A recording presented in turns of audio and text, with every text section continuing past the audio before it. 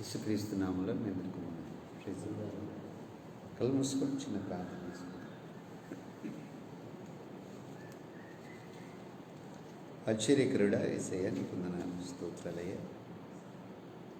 Live ద్వారా అనేకులకినైనా వాక్యం వెళ్తుండగా అందరినీ ఫలింపొచ్చేయి. ఈ సాక్షి వాడుకొని కవుల భద్రపరుచు ఈ దయల జ్ఞాపకం తెచ్చుకుని అద్భుతం చేసి నడిపించమని చెప్పనైన వర్తమానాన్ని కృప చూపించమని యేసు నామమున అడుగుతున్నాము తండ్రి.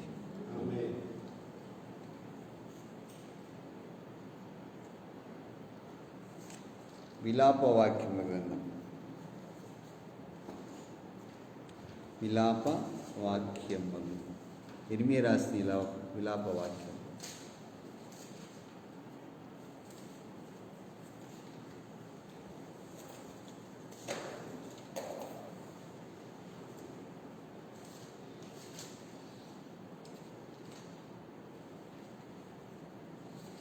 పద్దెనిమిదవ వాక్యం,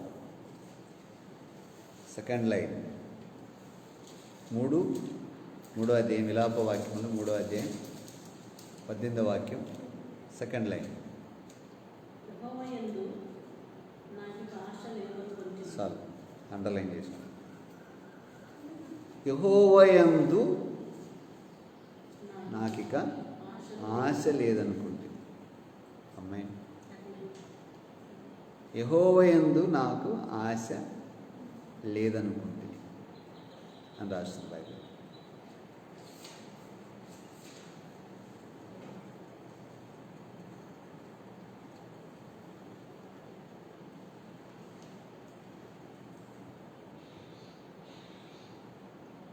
ఇర్మియా అంటున్నాడు, ప్రవక్త ఇర్మియా, యెహోవాయందు నాకు ఇక ఆశ లేదనుకున్నా, నా పరిస్థితి బాగలేదు కదా, దేవుడు కూడా నన్ను దూరం చేశాడేమో అనుకున్నాడట ఆయన, ప్రవక్త ఇర్మియా. ఎందుకు ఇలా అనుకోవటానికి కారణం ఏంటంటే బైబిల్ రాస్తుంది 17వ వాక్యం. నెమ్మదికిని నాకు ఆయన బహుదూరం చేసి ఉన్నాడు. నెమ్మదికి నాకును ఆయన బహుదూరము చేసి ఉన్నాడు. మేలెట్టిదో నేను మర్చి ఉన్నా. కొందరు అంటారు కదా, నాకు నెమ్మది లేదయ్యా, పరిస్థితి బాగలేదయ్యా, నెమ్మది నాకు దూరమై చాలా సంవత్సరాలు అయిపోయింది, నెమ్మది లేక నిద్ర కూడా పోవట్లేదండి, నా కోసం ప్రార్థన చేయండి అని చాలామంది మాట్లాడుతూ ఉంటారు. బైబిల్ చెప్తుంది వాక్యం, దేవుని సన్నిధిలో మనం ఎప్పుడైతే ప్రార్థన చేస్తూ ఉంటామో, శ్రమలు విస్తరించినప్పుడు, బాధ అనుభవిస్తున్నప్పుడు మన జీవితాల్లో దేవుడు గొప్ప కార్యం ధరించి నడిపిస్తున్నాడు అని మనం గ్రహించాలి. ఇక్కడ ప్రవక్త తను పడుతున్న బాధ రాస్తున్నాడు. అక్కడ పరిస్థితి ఎలా ఉందో ఆయన ఇక్కడ రాస్తున్నాడు. మీ జీవితాలలో కూడా ప్రభు సహాయం చేస్తాడు. నీకు కూడా ఇలాంటి పరిస్థితి ఉందనుకో, కొన్నిసార్లు అంటారు కదా, దేవుడు కూడా చేయలేడు ఇక. ఆమేన్. యాయీరింటికి యేసు ప్రభు వచ్చినప్పుడు అందరూ ఏడుస్తున్నారు. బతికుండగానే యేసు ప్రభు రావాలని కోరుకున్నాడు. ఆయన దారిలోకి వచ్చిన తర్వాత పాప చచ్చిపోయింది. ఆ టైంలో యేసు ప్రభు ఇంట్లో అడుగుపెట్టగానే ఏడ్చేవాళ్ళు ఏమన్నారంటే, నీ కుమార్తె చచ్చిపోయింది, ఇక బోధకుడిని ఇక శ్రమ పెట్టవద్దు అన్నారు. అంటే అర్థమైంది, బోధకుడి మీద ఇక ఆశ లేదు, దేవుడి మీద ఇక ఆశ లేదు అని చెప్తున్నారు. ఆశ లేదని ఎప్పుడైతే చెప్పగానే యేసు ప్రభు ఏమన్నాడు, నమ్మిక మాత్రం ఉంచు, నా మీద ఆశ పెట్టుకో. ఆమేన్. నా మీద ఆశ పెట్టుకో, నేను చేస్తాను అన్నాడు. అంత గొప్ప దేవుడు. యాయీరుతో చెప్పారు అక్కడ ఉన్న జనం మొత్తం, ఇక దేవుడి మీద కూడా ఆశ లేదయ్యా, వదిలేసాయి. ప్రార్థన చేసినా వ్యర్థమే, ఇక చేయనవసరం లేదు అని ఎప్పుడైతే మాట్లాడగానే పరిస్థితి ఎలా ఉంటుందో ఒకసారి ఆలోచించండి. నిన్ను ఎవరైనా ఈ మాట అన్నారనుకోండి, నువ్వు రోజు ప్రార్థన చేస్తున్నావు, దేవుని వెంబడిస్తున్నావు, యేసయ్యని గణపరుస్తున్నావు, ఆయన స్తుతిస్తున్నావు, నీకు ఇలాంటి పరిస్థితి వచ్చింది, నీ లైఫ్ ఎలా ఉంటుంది ఒకసారి గమనించండి. పరిస్థితి ఎలా ఉంటుంది? బైబిల్ చెప్తుంది, ప్రభు నీకు సహాయం చేస్తానంటున్నాడు. ఆమేన్. చదవండి ఒకసారి మార్కు సువార్త 5వ అధ్యాయం. మార్కు సువార్త 5వ అధ్యాయం.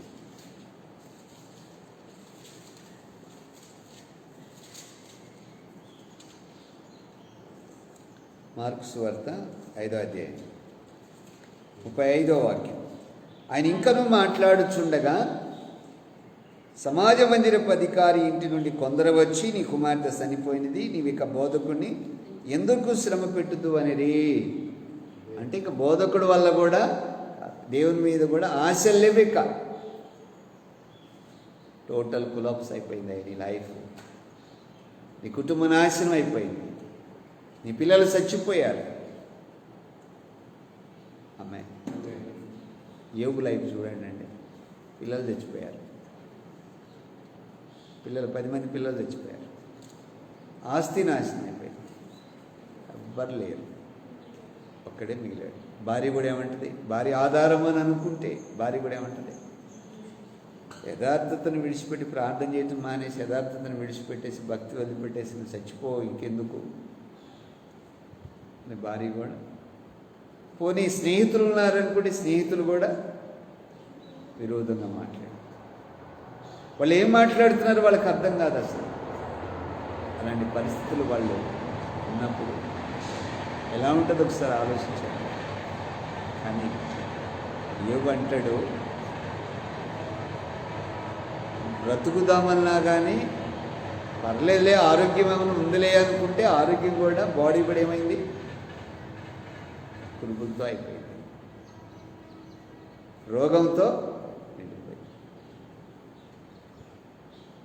నేను ఎందుకు ఈ మాట చెప్తున్నా అంటే, మనం కూడా ఆ స్థితిలోకి ఎప్పుడైనా వెళ్తామేమో, ఒక వెళ్ళి ఉండొచ్చేమో. ఆశ లేదని అనుకున్నా, ఆశ ఉందని అనుకోవాలి. ఆశ ఉందని అనుకోవాలి. ప్రభు నీకు సహాయం చేసి నడిపిస్తాడు.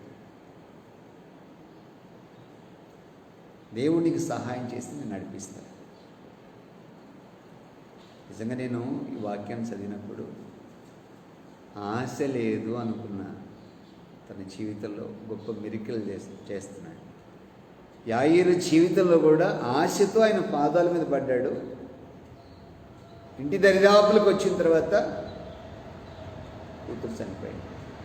పరిస్థితి ఎలా ఉంటుందో ఒకసారి ఆలోచన చేయండి. మనం కూడా ఉన్న ఒక్క ఆశ కూడా, అది కూడా కోల్పోయామనుకోండి, ఆ దేవుడు వస్తున్నాడని సంతోషంతో వచ్చాడు, కానీ అక్కడికి వచ్చాక చచ్చిపోయాడు. ప్రభు ఏమంటాడు చదువుతాం ఒకసారి 36వ వాక్యం.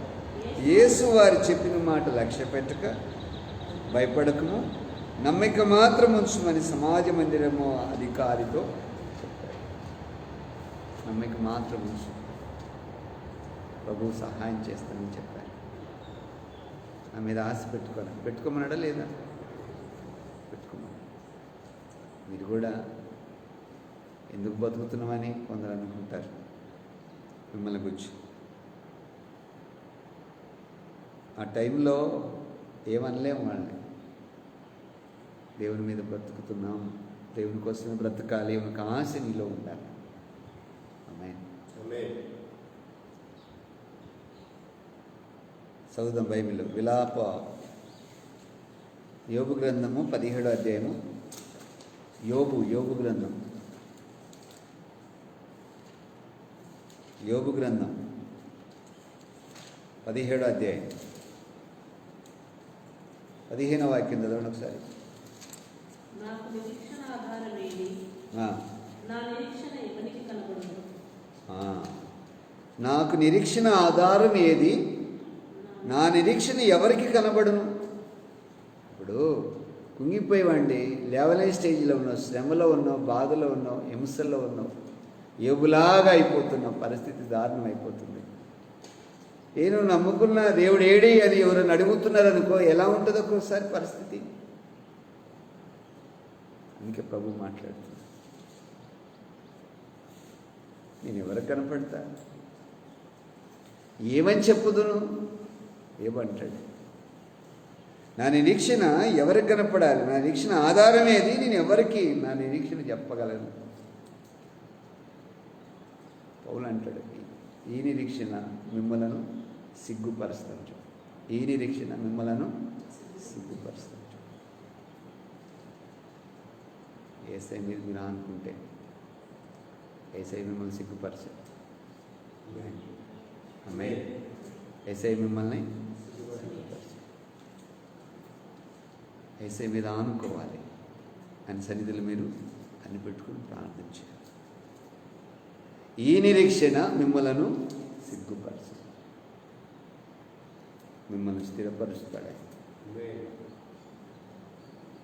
ఎవరికి కనపడాలి? దేవుడు నాకు ఇది చేశాడని ఎలా చెప్తా? నేను ఏం చేయలేదే, చేస్తే నేను చెప్తాను కదా అని ఒక నిరీక్షణ యోబులో కనబడలేదు. నా నిరీక్షణ ఎవరికి కనబడాలి? ఎవరికి చూపిద్దాం? లేదు కదా, ఎవరికి కనబడను? మరి ఈ స్థితిలో ఉన్నాడు ఆయన. ఎందుకన్నాడు ఈ మాట? పైన వాక్యం లేదా 14వ వాక్యం, 13వ వాక్యం. నా ఆశ ఏదైనా నాకుండి నీడల పాతాళము నాకు ఇల్లు అనే ఆశ మాత్రం ఉంది అంటాడు ఆయన. చీకటిలో నా ప్రక్క పరుచుకొని ఉన్నాను. ఎక్కడున్నాడంటేనా? చీకటిలో నా పక్క పరుచుకొని ఉన్నాను. నీవు నాకు తండ్రివని గోతితోను, నీవు నాకు తల్లివని చెల్లెలవని పురుగుతోనూ నేను మనవి చేస్తున్నాను. ఇప్పుడు ఈయనకి ఆధారం ఏమున్నాయండి? అక్కడ ఎవరు లేరు, మనుషులు ఎవరు లేరు. ఈయన బాడీలో పురుగులు ఉన్నాయట. ఏమున్నాయండి? తెల్లటి పురుగులు ఉన్నాయి. ఏబు బాడీలో తెల్లటి పురుగులు ఉన్నాయి. ఆశ లేదు, బతుకుతానని ఆశ లేదు ఆయనకి. దేవుడు నన్ను కనికరిస్తాడనే ఆశ కూడా ఆయనలో లేదు. ఎందుకంటే ఉన్న ఆధారము, ఆస్తులు, అంతస్తులు అన్నీ పోయినాయి, ఇల్లు పడిపోయినాయి, పిల్లలు చచ్చిపోయారు, స్నేహితులు ఉన్నారా సపోర్ట్ చేస్తారా అనుకుంటే వాళ్ళు కూడా లేరు. వాళ్ళు రకరకాలుగా మాట్లాడారు, అంతా అయిపోయింది. భార్య ఆధారం ఉందిలే, నన్ను కట్టుకున్న భార్య ఆధారం ఉందిలే, నన్ను చూస్తుందిలే అనుకుంటే ఆ భార్య కూడా ఆదరించడం పోయింది. ఆయన సపోర్ట్ ఎవరు కూడా లేరు. అలాంటి స్థితిలో ఏమున్నాడు? ఒకసారి ఊహించండి ఎలా ఉంటుంది. భార్య ఆధారం లేదు, ఫ్రెండ్స్ లేరు. ఒకసారి రాసి ఉంటుంది ఏబు గురించి, నా పనివాడిని పిలిస్తే పనివాడు కూడా సీరించుకుని వెళ్ళిపోయిందట. అసహ్యుడిని అయితే వాడికి కూడా అంటాడు. అంటే ఇప్పుడు ఇంకెవరు లేరండి. ఇప్పుడు ఈ దగ్గర ఉంది ఏది? గోయి, పురుగులు ఉన్నాయి, గొయ్యి ఉంది, పాతాళం ఉంది. ఇక పోతానేమో, నా వల్ల ఏమో తప్పు జరిగిందేమో, నా స్థితి ఎందుకు అందరూ అంటున్నారు కదా. ఇప్పుడు స్నేహితులు అన్నారు, భార్య కూడా అన్నది, అందరు రకరకాలుగా మాట్లాడుకుంటున్నారు తన గురించి. అనుకుంటున్నాడు, ఇక నేను పాతాళమే, హెవెన్కి వెళ్ళను నేను. ఇలా అన్నది నిజమేనేమో, ఆమె ఇలా అన్నదంతా నిజమేనేమో, నేను ఇక పాతాళానికి వెళ్ళాలేమో. ఆయన కూడా ఆలోచన వచ్చింది. ఎంత భక్తిపరుడికైనా మొత్తం నాశనం అవుతారు. జనాలు రకరకాలుగా అంటున్నారు అనుకో, నేను పాతాళానికి వెళ్ళాలి అనుకుంటారు. ఆమేన్. నేను కూడా చాలాసార్లు అనుకున్నాను, నేను పాతాళానికి అర్హుడిని, ఖచ్చితంగా హెవెన్కి అర్హుడుగా, నా పరిస్థితి దారుణం ఉంది అనుకున్న రోజులు చాలా రోజులు ఉన్నాయి. నేను ఇలా అనుకుంటూ కుంగిపోతున్నప్పుడు, అలా పడిపోతున్నప్పుడు ఒక స్వరం వినబడేది, ఎవరు లేకపోతే ఏమైందిలే, నేనుంటే నీకు చాలదా అనేవాడు. ఎవరు లేకపోయినా ఏమైందిలే, వాళ్ళు కావాలా నేను కావాలా, నేనుంటే నీకు చాలదా అనేవాడు. ఇప్పుడు అనేవాడు, నువ్వు ఉంటే చాలా, ఇంకేముంటాయి మళ్ళీ లేపేవాడు. ఒక్కోసారి మన పరిస్థితులు దేవుడి మీద ఆశ కూడా లేకుండా చేస్తాయి. మన పరిస్థితులు ఒక్కోసారి దేవుడి మీద ఆశలు లేకుండా చేస్తాయి. కానీ దేవుడు మాట్లాడతాడు. దేవుడు ఎలా మాట్లాడతాడు తెలుసా? చదువుదాం విలాపవాక్యం గ్రంథం. ఒకసారి మీరు గమనించండి.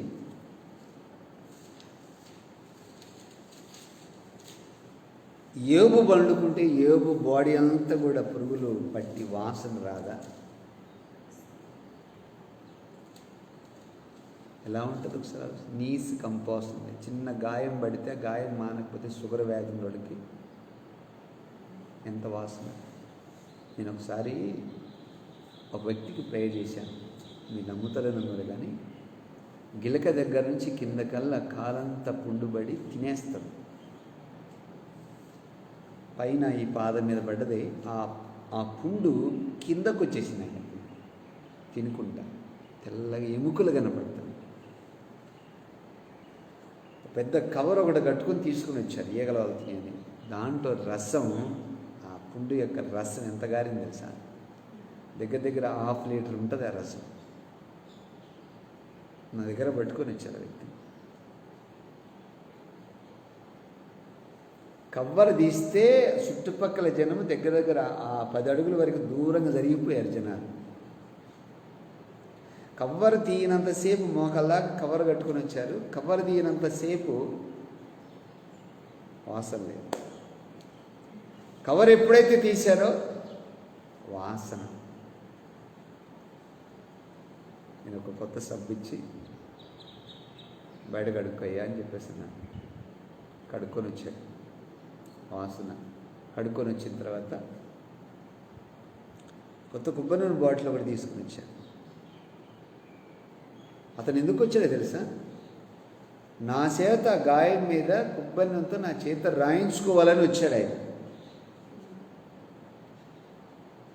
అక్కడే రాయించుకోపోయేవా, ఎంత దూరం ఎందుకు వచ్చావు? కాలుతో బస్ ఎక్కి ఆటో ఎక్కి కాలు ఎంత నొప్పి వస్తుంది. 100-150 కిలోమీటర్లు జర్నీ చేసి వచ్చినాం. ఎందుకయ్యా అంటే ఆయన అన్నాడు, నాకు ఎవరు రాయట్లేదయ్యా. ఏ పాస్టర్ని పిలిచి అడిగినా కానీ ఎవరు రాయట్లేదు. ప్రార్థన చేస్తున్నాడు, ఇచ్చిపోతున్నాడు. గాయం చూస్తున్నాడు, భయపడుతున్నాడు. మాంసం బయటకు వచ్చింది, ఎముక బయటకు వచ్చేసింది, నరాలు కనపడుతున్నాయి. నరాలు ఒక్కటే తెగల జాయింట్లో, మాంసం మొత్తం తినేసింది. అవునా? అయ్యా చైర్లో కూర్చోను, స్టూల్ తెమ్మన్నా. ఇంత స్టూల్ తెమ్మన్నా, ఈత స్టూల్ తెమ్మన్నా. దాని మీద కాలు పెట్టమన్నా. మోకాళ్ళు వేసి గాయం మీద చేయబెట్టి ప్రార్థన చేసి ఆయిల్ పోసి నా కుడి చేతి మొత్తం రాసేసిన. దండం పెట్టాడు, అయ్యా ఇల్లొస్తా. ఒక 1-2 నెలలకి గాయం అంతా మానుకున్నంత వస్తా ఉంది. హల్లెలూయా. అట్లా 3-4 సార్లు రాశాను. ఇంత పుణ్యం మానుకుంటూ వస్తూ ఉంది. అసలు ఆయన తర్వాత వస్తే ఆయన చూస్తే నాకు ఏడుపు వచ్చింది. నేను అడిగా, ఆశ లేదయ్యా, నా కాలు బాగుపడుతుందని నా కాలు ఆశ లేదు.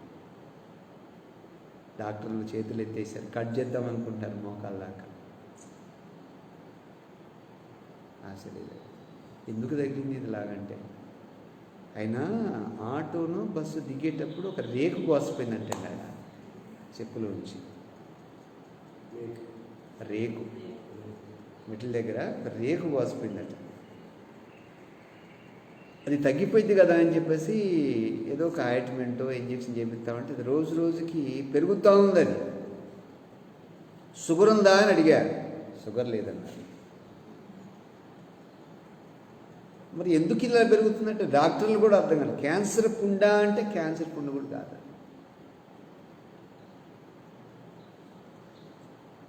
అప్పుడు యేసుని అడిగారు, ఎందుకు ప్రభు ఇలా ఉంది, ఎందుకు అంటే అని అన్నాడు, నా నామ మహిమార్థం ఇలాగ జరిగిందిలే, బాగైందిగా అన్నాడు. అందుకే ప్రభు ఒక మాట అన్నట్టుగా, గుడ్డివాడిని చూసి గుడ్డివాడిని అపోస్తులు అడుగుతారు, ఎందుకయ్యాడు గుడ్డివాడుగా పుట్టిండు, వీడు పాపమా ఈయన కన్నవారు పాపం అంటే దేవుని క్రియలు ప్రత్యక్షపరచబడుడు కొరకే దేవుని నామ మహిమార్థం వీడు ఇలా గుడ్డివాడుగా పుట్టిండంటే. కొన్ని శ్రమలు కానీ ఇబ్బందులు కానీ కష్టాలు కానీ మనకు వస్తే అంటే మనం దేవుని మహిమార్థమే జరిగించడానికి మనం పుడతాం, మన కోసమే పుడతాయి. ఇది విచిత్రమని అనుకోవద్దు ఎప్పుడైనా. ఇంకా ప్రభు నీకు సెలవిచ్చిన మాటలు గుర్తుపెట్టుకోండి. నేను ఆ వ్యక్తిని చూసినప్పుడు గుండె కోసినట్టు, కత్తి పెట్టి కోసినట్టు అనిపించింది. గుండె వేసుకుని వస్తే ఆయన చెప్తున్నాడు, నా భార్య కూడా నా దగ్గరకు రావట్లేదే, నా పిల్లలు నాకు దూరం అయిపోయారు, ఎవ్వరు నన్ను పలకరించేవాళ్ళు లేరయ్యా, ఒక రూమ్లో పండుకుంటా, మరి ఆస్తి లేదా అంటే ఉంది, మరి ఎట్లయ్యా అంటే ఎప్పుడుకో భోజనం పెడతారు, ఎప్పుడుకో పెడతారు. నా రూమ్ అంతా గ్రీన్ కలర్లో ఈగలు ఉంటాయ్యా, గ్రీన్ కలర్లో ఈగలన్నీ మాట్లాడు అని చెప్తుంటే ఏడుపు వచ్చేసింది. బతుకుతున్న ఆశ లేదట. ఒక నిరీక్షణతో ఆశ పెట్టుకొని వచ్చాడు అక్కడికి. ఒక పాస్టర్ ఉన్నాడు, ప్రార్థన చేస్తే ఏమన్నా బాగు చేస్తాడేమో యేసయ్య, ఆశతో వచ్చాడు. బాగైన తర్వాత ఒక సంవత్సరానికి ఆయన చనిపోయాడు. ఆమేన్. ఇంకా మనము కూడా పిల్లల మీద ఇంకెవరి మీద ఆశ పెట్టుకోమాక. అనుభవంతో చెప్పే మాటలు, ఎవరి మీద కూడా ఆశలు పెట్టుకోవద్దు. అన్నదమ్ముల మీద కానీ, అక్క చెల్లెల మీద కానీ, ఫ్రెండ్స్ మీద కానీ ఆశలు పెట్టుకోవద్దు. నా అనుభవం అయితే నేను చెప్పగలుగుతాను, నువ్వు ఉన్నంతకాలం దేవుని మహిమ తెలుసు. ఎవరి మీద ఆధారపడవలసి వస్తే ప్రభు నన్ను తీసుకెళ్ళిపోని చెప్పేసి అంతే. ఆమేన్. దేవుని మీద ఆశ పెట్టుకుని బ్రతకండి, అలా ఉంటే దేవుడు కార్యం చేస్తాడు. వీడు చూడలే, నా బిడ్డ చూస్తుందిలే అని ఆశ కూడా మీరు పెట్టుకోవద్దు. నా చిన్న కొడుకు చూడలే, పెద్ద కొడుకు చూస్తాడని ఎప్పుడు ఆశలు పెట్టుకోవద్దు. అందుకే దేవుడు అంటాడు, ముదిమి వచ్చు వరకు సంకనెత్తుకునేవాడు నేనే అంటాడు. ఆమె ముదిమి వచ్చు వరకు సంకనెత్తుకునేవాడును నేనే అంటాడు. ఎవరైనా ఎత్తుకుంటారా? ఎంతమందిని చూడలేదండి. తల్లిదండ్రులు ఆస్తులు సంపాదించి పిల్లలు తల్లిదండ్రులు వృద్ధాప్యంలోకి వచ్చిన తర్వాత చూడకపోతే వాళ్ళు ఎంతమంది అనాథుల ఆస్తుల్లో లేరు. వాళ్ళ స్థితిని చూస్తే పిల్లలు మంచి పొజిషన్లో ఉంటారు, తల్లిదండ్రులు అనాథ ఆస్తుల్లో ఉంటారు. పరిస్థితి ఎంత దారుణంగా ఉంటుంది. ఆశ లేదు, పిల్లలను బతికిస్తారు, పిల్లలు నన్ను బాగా చూస్తారు, ఆశ మాత్రం వాళ్ళలో లేదు. పిల్లల మీద ఆశలు పెట్టుకున్న పరిస్థితి ఇలాగే ఉంటుంది. దేవుడి మీద ఆశ పెట్టుకున్న పరిస్థితి గొప్పగా ఉంటుంది. ఆమేన్. హల్లెలూయా. ఈయన ఇప్పుడు ఆశ లేదన్నాడు కదా, ఇర్మియా కింద అంటాడు. చదువుతాం సార్, చదువుతాం చూడండి. 21వ వాక్యం సెకండ్ లైన్ చూడండి. నాకు ఆశ పుట్టుచున్నది. ఆమేన్. ఏమన్నాడు ఆయన? నాకు ఆశ పుట్టుచున్నదయ్యా. ఏం జరిగింది? ముందు ఆశ లేదన్నాడు. దేవుడు ఎంటర్ అయి ఉంటాడు ఆయన దగ్గరికి. ఆమేన్. దేవుడు ఎంటర్ అయి ఉంటాడు ఇర్మియా దగ్గరికి. ఆశ ఉందయ్యా, ఆశ పుట్టుచున్నదయ్యా. నేను చెప్తుంటే నాకే ఏడుపు వస్తుంది, కానీ మీకు ఎలా ఉందో నాకు తెలియదు. కానీ ఆశ పుట్టిందయ్యా, ముందు ఆశ లేదన్నాడు, ఆశ పుడుతుందయ్యా అంటున్నాడు. ఎందుకు? దేవుడు ఇచ్చాడు ఆయన దగ్గర. చదువుతాం బైబిల్ 19వ వాక్యం చదువుతాం చూడండి. నా శ్రమను, నా దురవస్థను నేను త్రాగిన మాంసపత్రిని చేదును జ్ఞాపకము చేసుకొని, ఎడతెగక నా ఆత్మ వాటిని జ్ఞాపకము చేసుకొని నాలో కుంగి ఉన్నది. అది ఇంకనూ జ్ఞాపకము నాకు ఉన్నది కదా, నేను దానిని జ్ఞాపకము చేసుకొనగా నాకు ఆశ పుట్టుతున్నది నీ మీద. నేను పడిన శ్రమలు అన్నిటిని జ్ఞాపకం తెచ్చుకుంటున్నా. ఆమేన్. నేను పడిన శ్రమలన్నిటిని నేను జ్ఞాపకం తెచ్చుకుంటున్నా. నా పరిస్థితి అంతా నేను జ్ఞాపకం తెచ్చుకుంటున్నా. ఒకసారి రిపీట్ చేసుకున్నానయ్యా. ఆశ కలుగుతుంది, వస్తావేమో అని. ఆశ వస్తుంది అంటాడు ఆయన. ఎలాంటి ఆశ? 22వ వాక్యం చూడండి. యెహోవా కృపగలవాడు, ఆయన వాత్సల్యత ఎడతెగక నిలుస్తున్నది గనుక మనము నిర్మూలము కాకున్న వారము.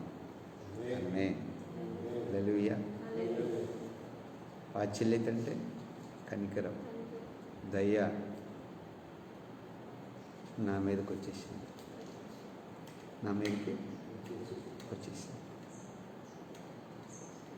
నేను కనికరించబడ్డా ఇప్పుడు అంటాడు, నేను ఆదరించబడ్డాను ఇప్పుడు అంటాడు. నా పరిస్థితులన్నీ వెళ్ళిపోయినాయి. I'm so happy. ఆమె ప్రశాంతంగా ఉన్నా, హ్యాపీగా ఉన్నా అంటాడు. ఎలాంటి హ్యాపీ అండి? 23వ వాక్యం చదవండి. అనుదినము నూతనముగా నాకు ఆయనకు వాత్సల్య పుట్టుతున్నది. అంటే ఎవరి గురించి వాత్సల్య పుడుతుందండి? ఇర్మియా గురించి. అనుదినము అంటే అర్థం ఏంటి? ఈరోజు కనికరించాడు, రేపు కూడా కనికరిస్తాడట.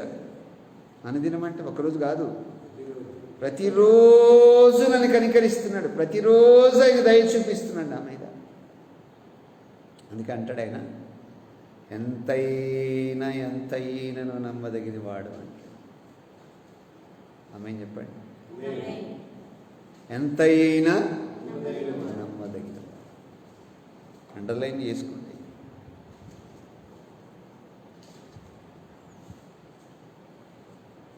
24వ వాక్యం. యెహోవా నా భాగమని నేను అనుకొనుచున్నాను, ఆయన యందు నేను నమ్మిక ఉంచుకొనుచున్నాను. ఆమేన్. ఏమన్నాడు ఆయన? అయ్యా నీవే నా భాగం, నీవే నా ఆస్తి. గుండెలు కత్తుకుంటాడు దేవుడిని.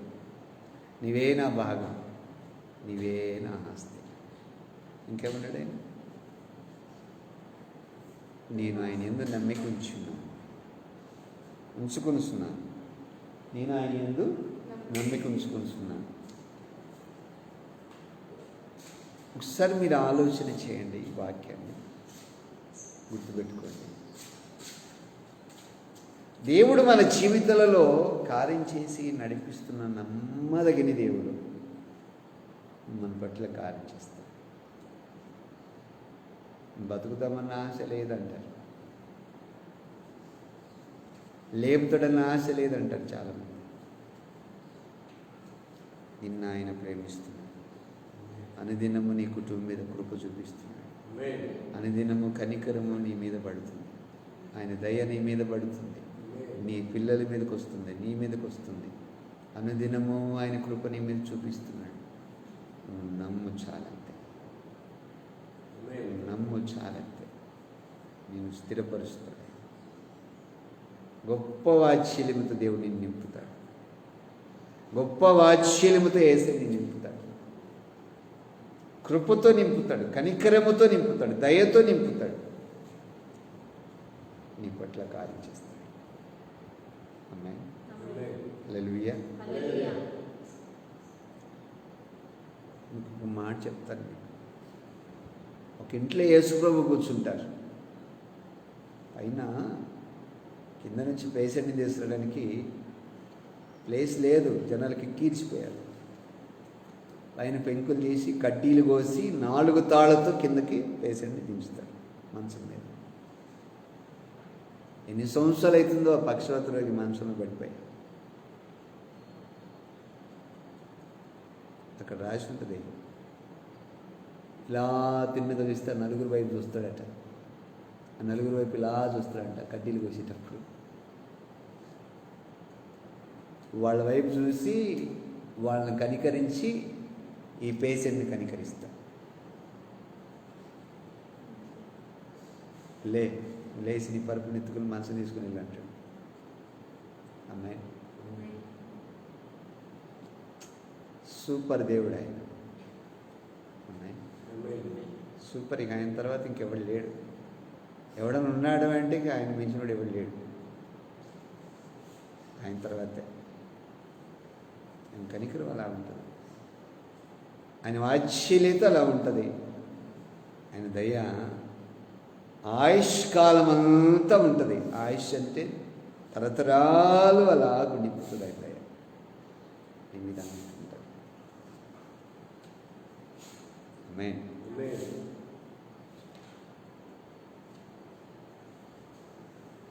అసలు ఇంతకీ ఈయన లైఫ్ ఏమైపోయింది ఇమ్మేది అంటే 3వ అధ్యాయం 2వ వాక్యం చదువుతాను. ఆయన కటిక చీకటిలోనికి దారి తీసి దానిలో నన్ను నడిపించుచున్నాడు. కటిక చీకటి అని చిక్క చీకటి, చెయ్యేలా పెట్టినా కనపడదు. ఏ చీకటి అది? కటిక చీకటి, చిక్క చీకటి అని రాస్తుంది ఇంకో చోట. అందులో దారి తీసి దేవుడు నడిపిస్తాడట ఆ వ్యక్తిని. ఆమేన్. దారి తీసి నడిపిస్తున్నాడంటే ఎవరి ముందు నడుస్తున్నారు? ఆమేన్. ఇప్పుడు ఆలోచన చేయండి. దారి తీసి నేను నడిపిస్తున్నాడంటే శ్రమలో కూడా యేసయ్య నీతో ఉన్నాడని. ఆమేన్. శ్రమలో కూడా యేసయ్య నీతో ఉన్నాడు. ఆ శ్రమలో కూడా దారి చూపిస్తున్నాడు. 13 సంవత్సరాలు జైలు చేసిన ఒక ఆయన, ఏం పేరు 13 years జైలు చేశారు ఒక ఆయన. యేసేపు 13 సంవత్సరాలు జైలు చేశాడు. జైల్లోనే 13 సంవత్సరాలు ఉన్నాడు. ఆ జైల్లోనే దేవుడు తోడున్నాడట. జైల్లోంచి బయటికి రాలా, జైల్లోనే ఉన్నాడు. దేవుడు తోడు. ఆయన చెప్పింది జరుగుతుందని, ప్రవచనం ఏదైతే మాట్లాడుతున్నాడా అంత జరుగుతుంది. మరి ఈయన జరగట్లేదు. ఇప్పుడు అలాంటి ఏమంటారండి? ఈయన ప్రార్థన చేస్తున్నాడు, దేవుడు మాట్లాడుతున్నాడు, ఎదుటోరు గురించి చెప్తున్నాడు, అన్నీ జరుగుతున్నాయి. కానీ ఈయనకు మాత్రం ఎలా ఉంటుంది అలాంటి? ఏమో అందరూ జరుగుతుంది, నాకు జరగట్లేదని ఆలోచన రాదు. అందరికేమో కొంచెం కొంచెం ఆ మాట వరకు జరుగుతుంది. ఈయనకేమో తరతరాలుగా జరిగిన ఆశీర్వాదంతో నింపడానికి దేవుడు కొద్దిగా వెయిట్ చేపిస్తాడు. అమ్మాయి 13 సంవత్సరాలు జైల్లో ఉన్న వ్యక్తి బయటకు వచ్చాక మరి ఎప్పుడైనా జైల్లోకి వెళ్ళిండంటే వెళ్ళాడా? వెళ్ళే. కొన్ని శ్రమలు ఇతరులను బ్రతికించడానికి మనకు వస్తాయి. కొన్ని శ్రమలు మన జీవితాలలో మనం సరిచేయటానికి వస్తాయి. కొన్ని శ్రమలు మనకి ఎందుకు వస్తాయంటే మనం ఏమైనా నేర్చుకోవాలేమో అనే ఆలోచనతో దేవుడు పెడతాడు. ఇదేదో విచిత్రమని అనుకోవద్దు ఎప్పుడైనా. ఆమేన్. యేసయ్య వైపు చూడు, దేవుడిని స్థిరపరుస్తాడు. అగ్ని అభిషేకంతో దేవుడిని నింపుతాడు, ఆయనని బలపరుస్తాడు. ఆమేన్. ఈరోజు తెల్లతోని ఈ వాక్యం చదివా, కళ్ళ నీళ్ళు వచ్చినాయి, ఏడ్చిన. ఎంత మంచి దేవుడు. పైన చదువుతుంటే ఆశ లేదన్నాడు, కింద చదువుతుంటే ఆశ పుట్టింది అంటాడు. అమ్మాయి ఆశ పుట్టినాడు, పైన ఆశ లేదన్నాడు. అంతవరకు మా అమ్మో అనుకున్నాడు. కిందకు చదువుతా ఉంటే ఏమనిపిస్తుందండి? ఆశ పుట్టింది నాకు మళ్ళీ. వచ్చేసిండు ఆయన అంటాడు, వాత్సల్యత కలిగింది అంటాడు. కరుణ అనుదినమో ఆయన కనికరం, అనుదినమో ఆయన దయ నా మీదకే వచ్చింది. ఇంకా మీరు కూడా దేవుని సన్నిధిలో ప్రార్థన చేసి, ఆయన సన్నిధిలో మీరు కనిపెట్టుకొని ప్రార్థన చేస్తూ ఆయన కొరకు ఎదురు చూడండి. మీకు అర్థమవుతుందని చెప్పేది. మిమ్మల్ని కూడా కనికరిస్తాడు. ఒక్కరోజు కాదు, అనుదినము కనికరిస్తాడు. అనుదినము ఆయన కనికరము నీ మీద పడుతుంది. అనుదినము ఆయన సన్నిధి తోడుగా ఉంటుంది. 13 years జైల్లో ఉన్నాడు. అన్నదమ్ముళ్ళు లేరు, అక్కచెల్లెలు లేరు, బంధువులు లేరు, అక్కడ ఎవరు లేరు. ఆయన గోత్రం వాళ్ళు ఎవరున్నారా, దూర బంధువులు ఎవరున్నారా, ఎవరు లేరు యేసుకి అక్కడ. ఆయనకున్నది ఒక్కటే ఒక ఆశ. ఆయనకు ఒక కళ వచ్చింది. ఆ కళ దేవుడు చూపించాడు. ఇది ఎప్పుడు జరుగుతుందా అని, దేవుడు ఎప్పుడు చేస్తాడా అని ఎదురు చూస్తున్నాడు. నీకు కూడా ఒక దర్శనం ఉంటుంది. ఆ దర్శనం మీద నీవు మనస్సు పెట్టు. నీకు కళ ఉంటుంది, ఆ కళ మీద నువ్వు పెట్టు. దేవుడు మీరు కలిగిస్తాడు. ఆమేన్. ఆయన వైపు, ఆయన సన్నిధిలో ఎదురు చూస్తూ ప్రార్థన చేస్తాడు. యోబుకి ఏం చేయాలో అర్థం కాని పరిస్థితుల్లో దేవుడి మీద నిరీక్షణగా కోల్పోకుండా, యథార్థత కోల్పోకుండా అలా ఉండిపోయాడు. అందుకు గొప్పోడైపోయాడు ఆయన. 200 blessings వచ్చినాయి. యోసేపు కూడా తన కళ మీద చూపించాడు దేవుడు కళ. ఈ కళ ఎప్పుడు జరుగుతుందా అని ఎదురు చూస్తున్నాడు. ఏ సంవత్సరం జరుగుతుందా, ఏ నెలలో జరుగుతుందా, నాకు ఎప్పుడు విడుదల వస్తుందని ఎదురు చూశాడు. యోసేపు తండ్రి దగ్గర ఉన్నప్పుడు ఆకలి తప్పులు తెలుసండి? తెలియదు. ఇప్పుడు అవమానము తెలుసు, నింద తెలుసు, శ్రమ తెలుసు, ఆకలి తప్పులు తెలుసు, అన్నీ అనుభవించారు. ఇప్పుడు బయటకు వచ్చాక కరువులో ఉన్న వాళ్ళని బతికించడానికి దేవుడు రెడీ చేశాడు ఆయన.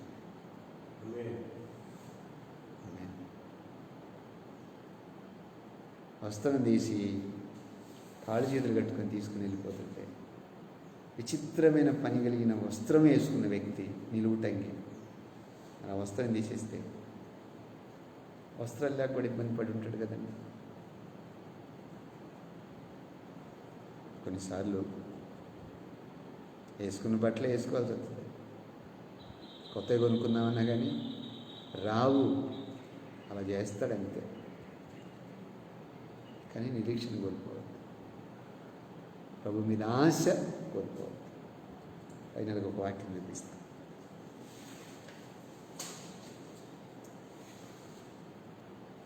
ఈ యెహెజ్కేలు గ్రంథం 37వ అధ్యాయం 11వ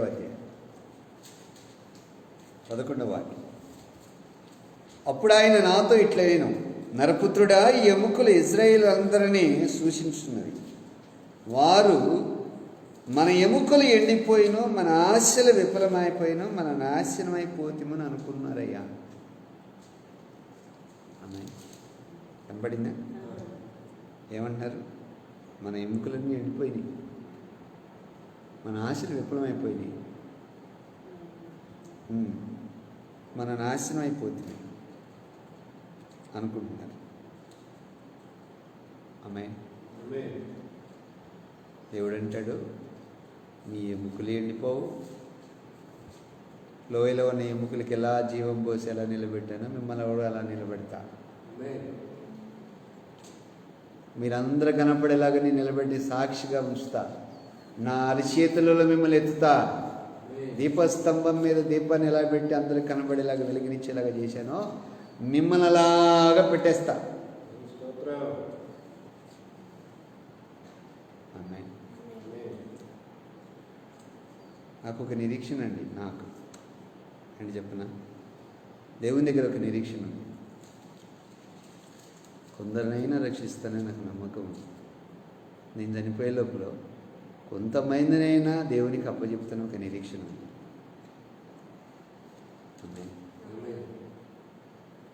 నా ఆశ విఫలం కాదు.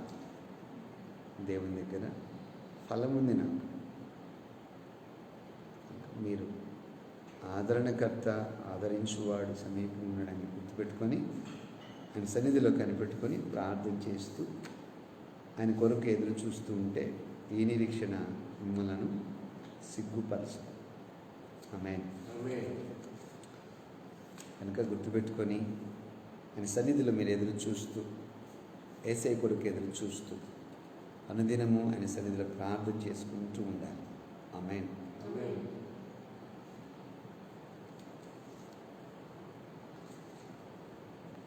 అర్థమవుతుందా మీకు? కొంచెమన్నా అర్థమైందా? ఆశ లేదు, బతుకుతామన్న ఆశ లేదు, పరిస్థితి దారుణం ఉంది. అంటే ఇప్పుడు ఆశ లేదంటే అర్థం ఏంటి? ఇప్పుడు చూద్దాం బైబిల్లో. ఇర్మీయా గ్రంథం 3వ అధ్యాయం 11వ వాక్యం లాస్ట్ లైన్ చదవండి. నాకు దిక్కు లేకుండా చేసి ఉన్నాడు. విలాప వాక్యములు 3వ అధ్యాయం 11వ వాక్యం సెకండ్ లైన్. విలాప వాక్యములు 3వ అధ్యాయం 11వ వాక్యం సెకండ్ లైన్. నాకు దిక్కు లేకుండా చేసి ఉన్నాడు. నీ దగ్గరికి ఎవరు రానికుండా చేస్తాడు ఆయన, అంతే. కారణం ఏంటి? ఆయన రావాలనుకుంటాడు. ఎవరు రావాలనుకుంటారు? యేసు ప్రభు నీ దగ్గర రావాలనుకుంటున్నాడు. అందుకే ఎవరు రానీయడు, నీ దరిదాపులకు ఎవరు రానీయరు. ఎందుకు అంటే ఆయనే నిన్ను స్వయాన ఆదరించాలని ఆయన కోరిక. ఆమేన్. అలాంటి భాగ్యం దేవునికి ఇచ్చారు. ఆయన ఇస్తే బాగుంటుంది, అన్ని విషయాలలో బాగుంటుంది.